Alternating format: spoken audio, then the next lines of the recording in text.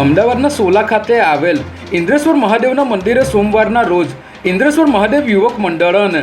રાધાકૃષ્ણ ભજન મંડળ દ્વારા બરફના અમરનાથ બનાવવામાં આવ્યા હતા, જે ભક્તો જાણે અમરનાથમાં દર્શન કરવા આવ્યા હોય તેવું લાગી રહ્યું હતું. ઇન્દ્રેશ્વર મહાદેવના મંદિરે શ્રાવણ માસના દરેક સોમવારે 2100 દીવાની ભવ્ય આરતી કરવામાં આવે છે. ત્યારે ઇન્દ્રેશ્વર મહાદેવ મંદિરે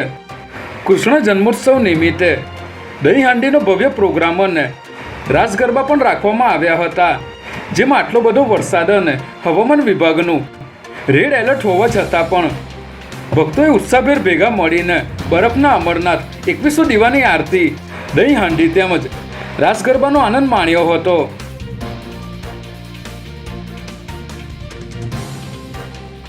આગામી તારીખ 2/9/2024 શ્રાવણ માસના છેલ્લા સોમવારે એટલે કે અમાસના દિવસે ઇન્દ્રેશ્વર મહાદેવની શોભાયાત્રા સાંજે 5 કલાકે ઇન્દ્રેશ્વર મહાદેવ મંદિરેથી નીકાળીને સમગ્ર સોલા રોડ પર પ્રયાણ કરાવવામાં આવશે, જે બાદ રાત્રે 9:30 કલાકે મહાઆરતીનું આયોજન કરવામાં આવ્યું છે, જેમાં ઇન્દ્રેશ્વર મહાદેવ યુવક મંડળ અને રાધાકૃષ્ણ ભજન મંડળ દ્વારા સર્વે ભાવિક ભક્તોને શિવજીની શોભાયાત્રામાં જોડાવા અને મહાઆરતીનો અમૂલ્ય લાભ લેવા આમંત્રિત કરવામાં આવ્યા છે.